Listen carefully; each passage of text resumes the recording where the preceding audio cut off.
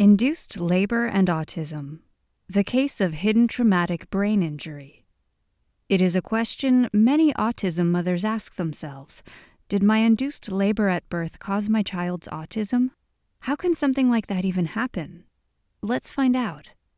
During pregnancy, a baby is held securely inside the mother's uterus in a fluid-filled membrane called the amniotic sac. The fluid in the amniotic sac protects the baby and the placenta from external shocks and trauma. The strong muscular wall of the lower end of the uterus, called the cervical canal, ensures the baby is held inside the mother for the full term of the pregnancy. It is important for this wall to remain strong for the full 40 weeks of pregnancy, or the baby could end up being delivered prematurely. When the baby is ready to be delivered at about the 40th week of pregnancy, the cervical wall is expected to very quickly reverse its role from holding the baby inside the mother to helping expel the baby out. This process begins once the baby has descended into the pelvis of the mother. There is onset of occasional minor contractions. This might cause the amniotic sac to rupture. The countdown to delivery begins once the amniotic fluid is lost. For best outcomes, a baby needs to be delivered within 8 hours from the time of amniotic rupture.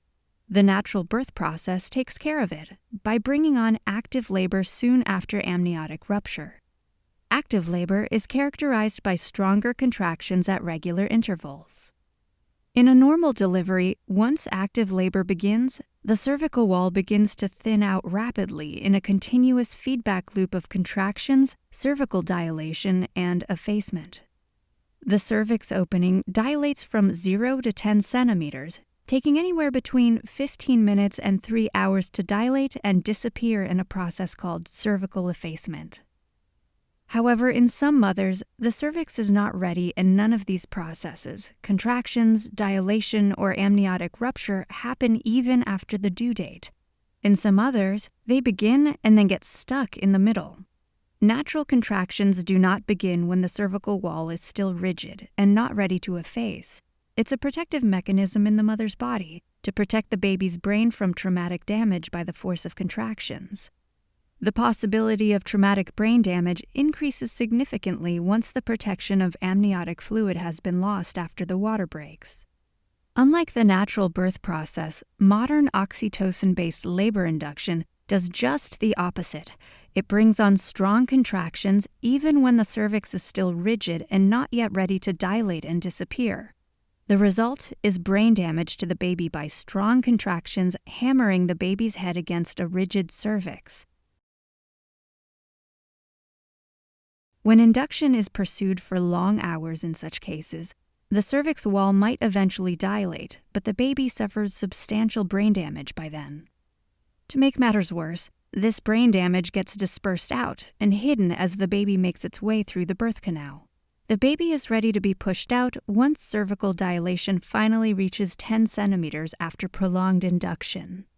As the mother pushes the baby past her pelvic bones, the baby's head and brain are subjected to a big squeeze. Since a baby's skull plates are not yet fused, the squeezed head deforms under this pressure to take on a conical shape. This coning is particularly common in babies of first-time mothers. Such deformation from the pushing blots out any telltale scarring from the brain damage sustained in the previous cervical dilation stage. Thus, brain damage scars do not show up on MRI scans in cases where pushing is involved. Unfortunately, such traumatic damage to the fundamental neural networks of a brain is permanent. This white matter damage, combined with traumatic damage to the blood-brain barrier, have serious negative consequences as the baby grows up, resulting in the neurodevelopmental disorders we call autism. Thus, labor induction can be a dangerous procedure at the hands of an obstetrician unaware of the warnings on the oxytocin labeling and its real-world interpretation. Even worse is the fact that the damage caused by this procedure can remain hidden from MRI scans, leaving parents and researchers without the telltale evidence of damage. Unfortunately, obstetricians have caused autism in numerous instances by inducing labor when the cervix is not ready, resulting in long induction times that go against the warning label on the oxytocin drug, thus perpetuating medical malpractice.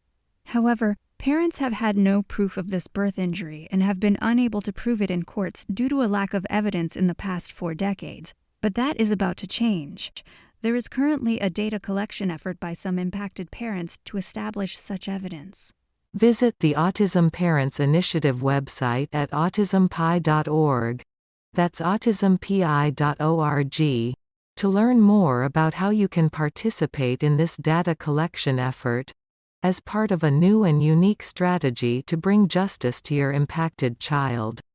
The time has arrived to demand justice and compensation for the lives ruined by this hidden birth injury. Join us in our fight against 4 decades of misinformation around the safety of labor induction. It is time to expose with solid evidence the obstetric malpractice that is the true cause of the autism epidemic.